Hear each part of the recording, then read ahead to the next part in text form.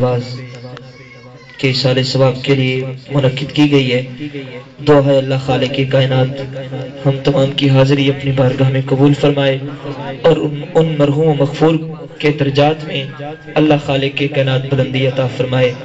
حضرت محترم، کوئی خطاب کا وقت نہیں ہے، وقت انتہائی مختصر ہے، صرف آپ کے 10 منٹ لوں گا، لیکن محبت سے آپ نے سماعت کرنا ہے۔ اے برکت رب دے یار دیے اج گھر گھر وچ میلادے این فرش اتے کیا عرشاں تے محبوب مٹھے دی یادے ہک گھر ابلیس دے غمی ہے ہر مومن دا دل شادے گل شاد جتھے میلاد ہوئے ان کو سمجھے او گھر آبادے گل شاد جتھے میلاد ہوئے او کو سمجھیں او گھر آبادے اور دل میں کسی کو اور بسایا نہ جائے گا ذکر رسول پاک بھلایا نہ جائے گا اور ہم کو جزا ملے گی محمد کے عشق کی ہم کو جزا ملے گی محمد کے عشق کی دوزخ کے آس پاس بھی لایا نہ جائے گا اور مانے گا ان کی بات خدا حشر میں نصیر بن مصطفیٰ خدا کو منایا نہ جائے گا۔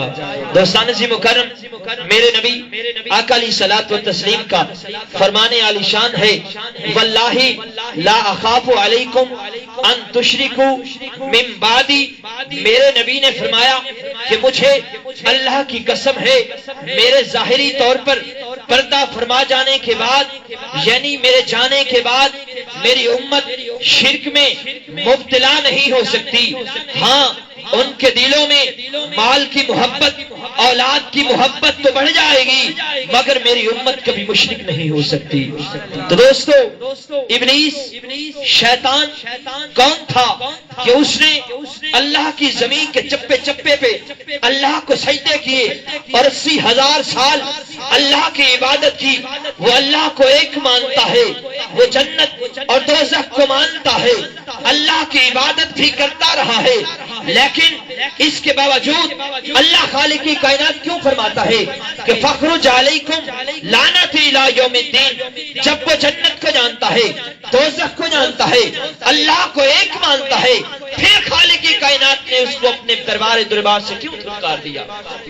آخر اس کی وجہ کیا ہے؟ وہ اللہ کو ایک مانتا ہے، جنت اور دوزخ کا بھی قائل ہے، پھر خالق کی کائنات نے اس کو اپنے دربار سے کیوں نکال دیا؟ دوستو، بات دراصل کچھ یوں ہے کہ جب اللہ نے اپنے نبی سیدنا آدم علیہ السلام کا جسم اقدس بنایا، پھر فرمایا وَنَفَخْتُ فِيهِ مِن رُوحِي کہ میں نے آدم علیہ السلام کے جسم اقدس میں اپنی روح پھونکی۔ جب روح پھونک دی گئی تو خالق نے فرشتوں کو فرمایا کہ اسجدوا لآدم، اے فرشتوں آدم علیہ السلام کو سجدہ کرو۔ سب فرشتے سجدے کرنے لگے، سجدہ کیا سب فرشتوں نے مگر الا ابلیس، ایک ابلیس نے سجدہ نہ کیا۔ کہنے لگا مولا میں تیری عبادت کرتا ہوں، تیرے کسی بندے کو سجدہ نہیں کروں گا، تیرے کسی بندے کے آگے نہیں جھکوں گا۔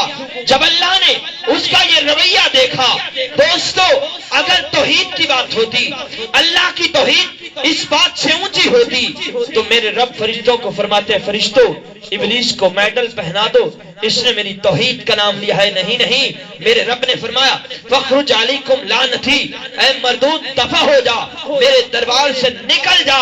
جس دل میں میرے نبی کی تعظیم نہیں، میرے نبی کا ادب نہیں، میرے نبی کا پیار نہیں، مجھ رب کو اس کے سجدوں کی کوئی ضرورت نہیں۔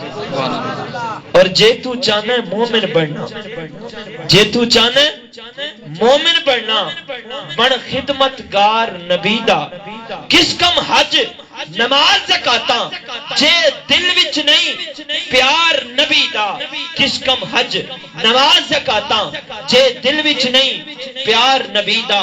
اور ان سے نسبت اگر نہ ہو، ان سے نسبت اگر نہ ہو تو محاسن بھی گناہ، ان سے نسبت اگر نہ ہو تو محاسن بھی گناہ، وہ شفاعت پہ ہو مائل تو جرائم بھی قبول، وہ شفاعت پہ ہمائل تو جرائم بھی قبول. اور جب جبریل امین کو میرے رب نے بھیجا کہ جبریل جاؤ میرے محبوب کے پاس، ان اللہ اشتاق الی لقائک یا رسول اللہ کا پیغام سناؤ، تو جبریل نے دیکھا کہ میرے آقا سو رہے ہیں. مختصراً عرض کروں گا تو میرے جبریل نے اللہ کی بارگاہ میں عرض کی مولا تیرے محبوب سو رہا ہے، مولا تیرے محبوب کو آواز دے کے جگا دوں. میرے رب نے فرمایا نہیں جبریل، میرے محبوب کو آواز نہیں دینی. قرآن کی آیت خود لے کے گئے ہو کہ جو عام لوگوں کی طرح میرے محبوب کو پکارتے ہیں، جس طرح عام لوگوں کو پکارا جاتا ہے، وہ لوگ جاہل ہیں، وہ بے عقل ہیں. عرض کی مولا تیرے محبوب کے کندھے سے پکڑ کے ہلا دوں. فرمایا جبریل قرآن کی آیت خود لے کے گئے ہو کہ لا ترفعوا اصواتکم فوق صوت النبی، میرے محبوب کی آواز سے آواز بھی اونچی نہیں کرنی. پھر جگہ کس طرح سکتے ہو؟ عرض کی مولا نہ تو آواز دینی نہ تیرے محبوب کے جسم کو ہلانا ہے، پھر کرنا کیا ہے؟ پھر کرنا کیا ہے؟ میرے رب نے فرمایا یا جبریل قبل قدم ہے، جبریل میرے محبوب کے نوری تلووں کو بوسہ دے دے، میرے محبوب کی آنکھ کھل جائے گی. میرے رب نے یہ نہیں فرمایا کہ ایک قدم کو بوسہ دے. اگر جبریل ایک قدم کو چوم لیتے تو میرے آقا کی آنکھ کھل جاتی، لیکن میرے رب نے حکم فرمایا قدم ہے، جبریل دونوں قدموں کو چومنا ہے. گویا کہ میرے رب یہ بتانا چاہتے ہیں اے جبریل کائنات والوں کو بتا دے کہ سدرۃ المنتہا کی پردیوں پہ رہنے والا جبریل بھی مصطفیٰ کے قدموں میں جھکا ہوا ہے، مصطفیٰ کے قدموں میں جھکا ہوا ہے. تو دوستان مکرم باب جبریل کے سائے میں ذرا دھیرے سے فخر یہ کہتے ہوئے جبریل کو پایا گیا، باب جبریل کے سائے میں ذرا دھیرے سے فخر یہ کہتے ہوئے جبریل کو پایا گیا، پلکوں سے در یار پہ دستک دینا، ارے اونچی آواز ہوئی عمر کا سرمایا گیا، اونچی آواز ہوئی عمر کا سرمایا گیا. لا ترفعوا اصواتکم فوق صوت النبی، اگر میرے محبوب کی آواز سے آواز اونچی ہو گئی، چاہے ابو بکر و عمر ہو، چاہے عثمان و علی ہو، چاہے طلحہ و زبیر ہو، چاہے خبیب اور خباب ہو، میرے محبوب کی دربار میں اگر آواز اونچی ہو گئی تو بدر کی حاضری منسوخ کر دی جائے گی، احد کی حاضری منسوخ کر دی جائے گی، حنین کی حاضری منسوخ کر دی جائے گی، حج زکات صدقہ و خیرات منسوخ کر دیے جائیں گے، کیونکہ یہ میرے محبوب کا دربار ہے، کوئی کیسر و کسرا یا نجاشی کا دربار نہیں، یہ عرش نازف محمد مصطفیٰ کا دربار ہے. تو ان سے نسبت اگر نہ ہو تو محاصل بھی گناہ، وہ شفاعت پہ اتر آئیں تو جرائم بھی قبول. اور لوگ کہتے ہیں کہ دارا و سکندر اچھا، لوگ کہتے ہیں کہ دارا و سکندر اچھا، ساری دنیا سے محمد کا کلندر اچھا. کیونکہ لکھاں خالق حسن حسین بنائے، محبوب دے حسن تو ود کائنی، لکھاں یوسف حسن دمان کرن، آقا دے حسن دی اد کائنی. جڑا اس دے نور دا منکر ہے سمجھیں آدم دی جد کائنی، بس مقدی گال آزاد مکاؤں، محبوب دے حسن دی حد کائنی. اور عشق جب بھی مقام کرتا ہے مقتدی کو امام کرتا ہے، ان کے ہر فقیر کو ناصر، ہر سکندر سلام کرتا ہے. وما علینا الا البلاغ المبین. حبیب اللہ پڑھتا